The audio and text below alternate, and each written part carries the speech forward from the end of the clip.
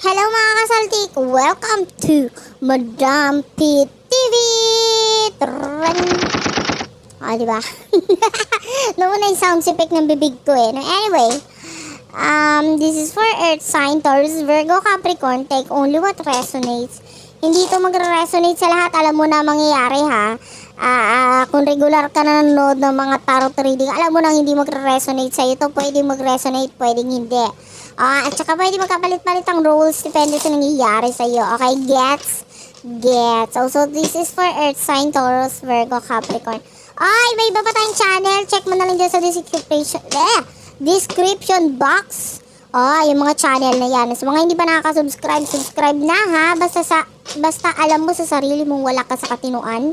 May saltik ka, may toyo ka, may tantrums ka, marami kang hinahanap na wala, ito na yung chance mo, mag-subscribe ka na.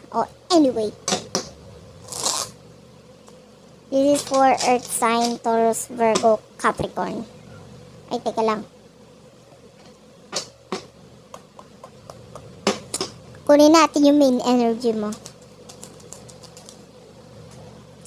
Charan, chararararararan, chararararan, chararan, chararan. Oy, ang ganda! Ang daming problema sa pera. Pero may paparating. Ang taray! Problemado ka sa pera pero may mga dadating na pera sa'yo. Handa mo na yung bulsa mo, yung kamay mo, iganyan mo na tuloy. I-manifest mo na itong pera na ito. Hindi mo akalain dadating pero dadating ito. Kung ikaw ito na problema sa pera, ayan na yung pera, i-manifest mo na itong mga sinasabi ko dito. Ito na talaga siya, talaga ingumanga ka na, diba? Doon ka na agad sa drive-thru ng McDo, sabihin mo pa parating na yung pera ko, huwag kang mag-alala, sabihin mo doon sa kahera. O-order na ako. Papuntang kainan agad no? Anyway, sino ba itong person na kakonect mo? Dami mong naging problema sa... Alam mo, hindi lang ito. Marami ka talaga naging problema sa pera, sa totoo lang. Pero mas higit ang marireceive mo kumpara sa naging problema mo. Ang taray, sana all, diba?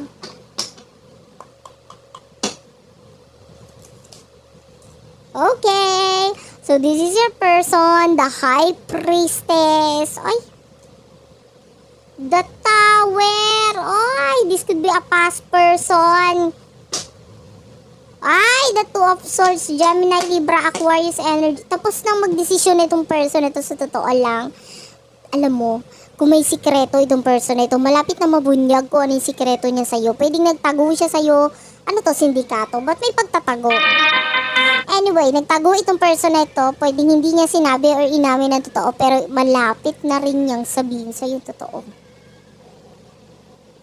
Ano ba yung sikreto niya? Na-excite ako doon sa sikreto niya. Parang may kinalaman sa pamamanahan kita.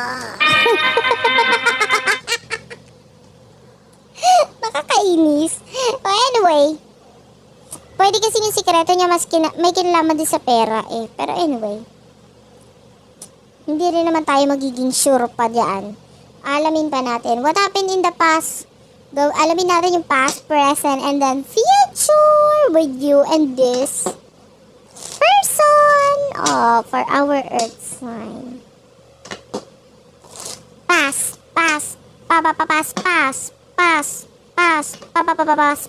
Diba?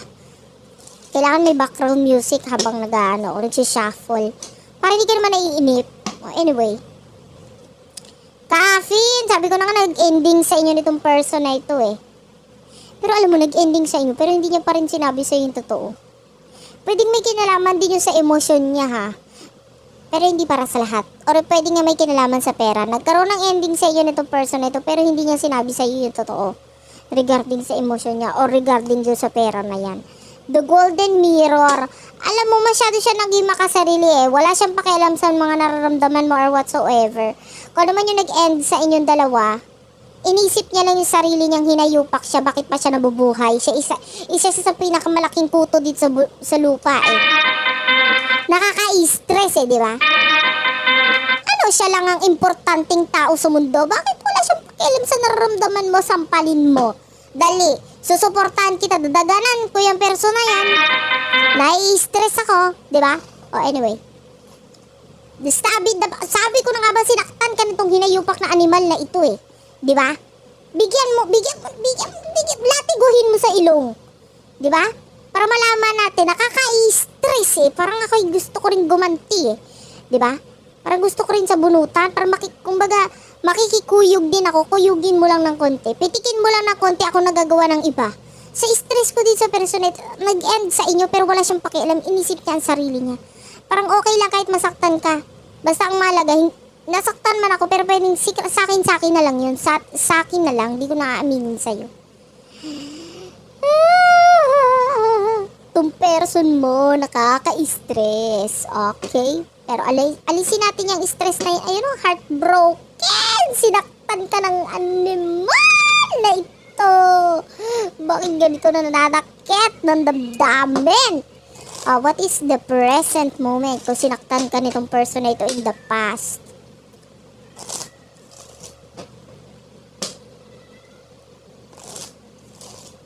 Present moment. Ay, this is rated SPG. Striktong patnubay ng mga magulang. Striktong patnubay ng mga gurang ang kailangan. Gets? Not today. Sa lagay na yan, siya na may kasalanan, siya na tong parang tangan na nanakit, at siya pa tong umiiwas. Ang sarap talagang sabunutan, o diba? Karmik, napaka-toxic na connection with this person. Naglihim na nga siya eh. Tapos, alam mo siya talagang karma ng buhay mo. Sa totoo lang, I'm so sad for you. We do have the coffee cup. Ayan no, ayusin mo lang yung sarili mo. Yung iba sa inyo pwedeng mainit pa ang dugo mo dito sa person na yan. Ilabas natin, di ba? Para hindi puro love life itong nakukuha natin dito. Meron ding aksyon. Sabunutan mo yung person na hindi gigil ako dyan talaga. Hindi ko mapigilan ng sarili ko eh. Parang gusto kong batuhin itong chichiriyang hindi ko naubos. Ay, ubos na pala. Parang gusto kong batuhin itong sira ulo, huwag ka na dito, sira ulo. Gusto kong ganonin eh. Parang gusto kong gamitin yung uwishi na yun eh. Anong kinalama? Wala lang. Wala akong mapagtapunan eh. Maya itatapon ko sa mukha ng person na nabibwisit ako sa kanya. Sa totoo lang, di ba? Yung mga ganyan tao, dapat hindi na dinadagdagan dito sa mundo. Di ba? We do have here sunglasses.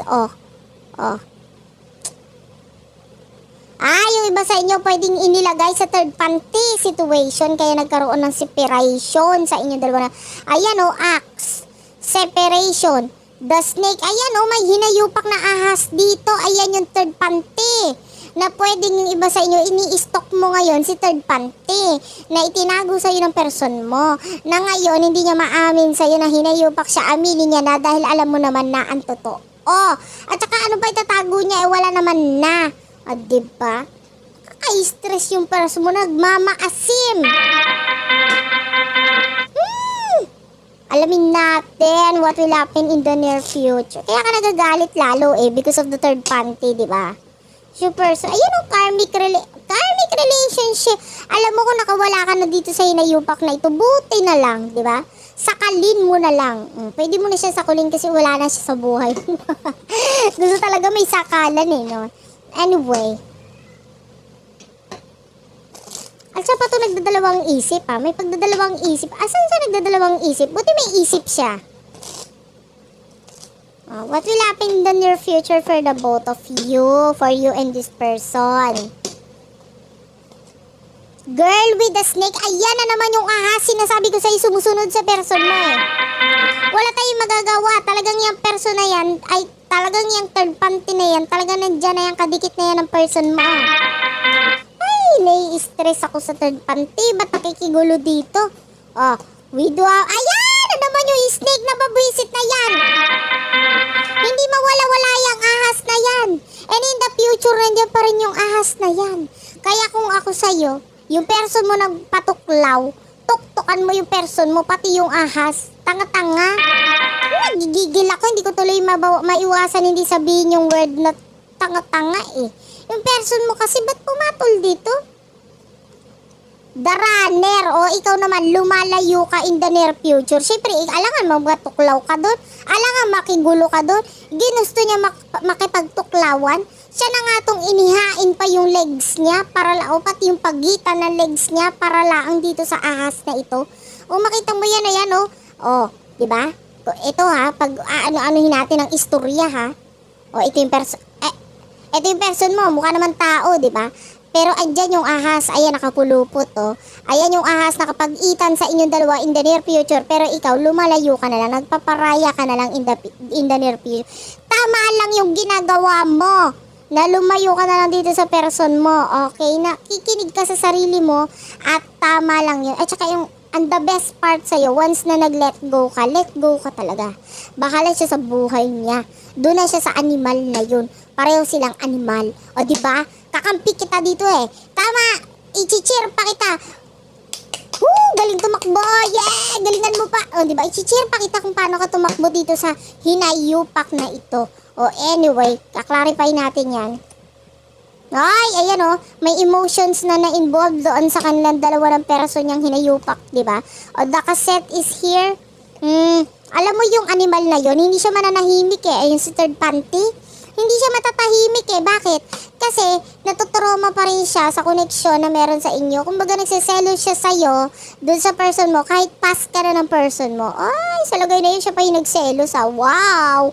Big word! Selos! Wow! O, diba? Galing pa dun sa ahas na yon. Hindi siya natatahimik kasi sa likod ng utak niya, ay baka bumalik ito sa gano'n. Alam mo yon, yung parang lagi nasa isip ng person niya yon, which is, ano ba kasi, bakit ka kasi tumutok ka ng hindi naman sa'yo, diba? Diba? Ganun ang gets? We do have the wedding rings. O yung iba sa inyo, there's a prom. Yeah, you could be married to this person. Wala tayong magagawa doon. Pero,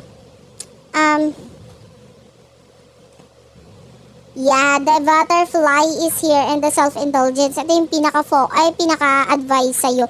Mag-focus ka na lang sa sarili mo. Hayaan mo na lang yung dalawang yon, diba? And with the butterfly, ayan, grow. Kailangan mo mag-grow. Kailangan, magpaganda ka. Katulad ng, kung dati kang uod, huwag kang lumebel sa ahas. Mag-ala, butterfly ka. Gets mo? Gets. Magpaganda ka, magpapogi ka. Hayaan mo na yung third panty na yon. Bagay silang dalawa. Kasi kung sila ahas, ikaw butterfly. O at least hindi uod na pwede nilang apak-apakan. Gets? Gets. Okay, thank you for watching. Sana nakarelate kayo, nakaresonate kayo. Sa mga hindi pa nakaka-subscribe, hit the subscribe button, notification bell, at sa ibang channels natin, nandiyan na lang sa description box. I love you all, and bye-bye!